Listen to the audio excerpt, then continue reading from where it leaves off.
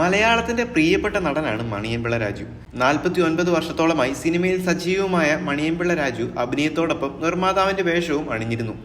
ഇപ്പോഴത്തെ നിർമ്മാണ രംഗത്തേക്ക് എത്തിയതിനെ കുറിച്ച് തുറന്നു പറയുകയാണ് Maniyanpilla Raju. Hello my dear wrong number എന്ന ചിത്രത്തിലൂടെയാണ് നിർമ്മാണ രംഗത്തേക്ക് കാലെടുത്ത് വെച്ചതെന്ന് മണിയമ്പിള്ള രാജു പറയുന്നു. ഒരു സ്വകാര്യ ചാനലിലെ ഷോയിൽ സംസാരിക്കവെയാണ് അദ്ദേഹം ഇതിനെക്കുറിച്ച് പറയുന്നത്.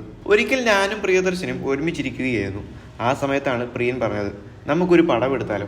എൻ്റെ കയ്യിൽ ഒരു ഇംഗ്ലീഷ് പടം അടിച്ചു മാറ്റിയതിൻ്റെ സബ്ജക്റ്റ് ഉണ്ട്, നമുക്ക് ആൾക്ക് 25,000 രൂപ വെച്ചിടാമെന്നും പറഞ്ഞു. ആരും പൈസയൊന്നും വാങ്ങിച്ചില്ല. അങ്ങനെ 2.25 ലക്ഷം രൂപയ്ക്ക് തീർത്ത പടമാണ് hello my dear wrong number. ആ പടം ഗാന്ധിമതി ബാലനാണ് വിതരണത്തിനെടുത്തത്. തിയേറ്ററിൽ നമുക്ക് വലിയ പൈസയൊന്നും കിട്ടിയില്ല. 5 കൊല്ലം കഴിഞ്ഞപ്പോൾ ഈ ചാനലുകളൊക്കെ എടുത്തപ്പോൾ നമുക്കെല്ലാവർക്കും ഒരു 50,000 രൂപ വെച്ച് കിട്ടി. അങ്ങനെ നോക്കുമ്പോൾ ലാഭമാണ്. ആ സിനിമ വാണിജ്യപരമായി നോക്കുമ്പോൾ ഹിറ്റായിരുന്നില്ല. കാരണം അന്ന് തിയേറ്ററുകളുടെ എണ്ണം കുറവായിരുന്നു. ബാൽക്കണിയുടെ ചാർജ് തന്നെ അന്ന് 2 രൂപയാണ്. വെള്ളാനകളുടെ നാട് എന്ന ചിത്രത്തിന് എനിക്ക് ചിലവായത് 18 ലക്ഷം രൂപയാണ്. 24 ലക്ഷം രൂപയാണ് എയ്യോട്ടോയ്ക്ക് ചിലവായത്.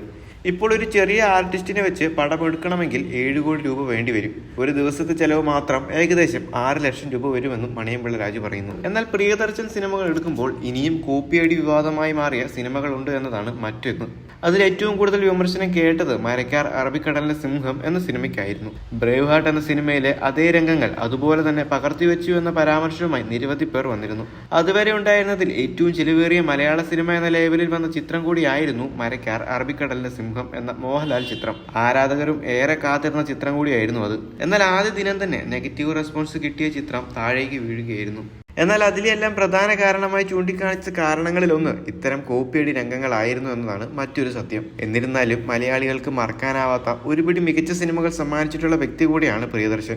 റിപ്പീറ്റ് വാല്യുള്ള പല സിനിമകളും അദ്ദേഹം സമ്മാനിച്ചു. ഒരുപക്ഷെ ഇന്നത്തെ സിനിമകൾക്ക് തരാൻ സാധിക്കാത്ത ഒരു കാര്യവും അതുതന്നെയാകണം. ഇനിയും പ്രിയദർശൻ ചിത്രങ്ങൾക്കായി മലയാളികൾ വെയിറ്റിംഗ് ആണ്. നല്ല നല്ല സിനിമകൾ ഇനിയും അദ്ദേഹത്തിന്റെ ഭാഗത്തു നിന്നും ഉണ്ടാകും എന്ന് തന്നെ കരുതാം. വെട്ടം പോലത്തെ സിനിമകൾ ഇനി സംഭവിക്കുമോ എന്നറിയില്ലെങ്കിലും അത്തരം സിനിമകൾ ഇനിയും വേണമെന്ന് തന്നെയാവും ഓരോ സിനിമാ പ്രേമികളും ആഗ്രഹിക്കുന്നത്.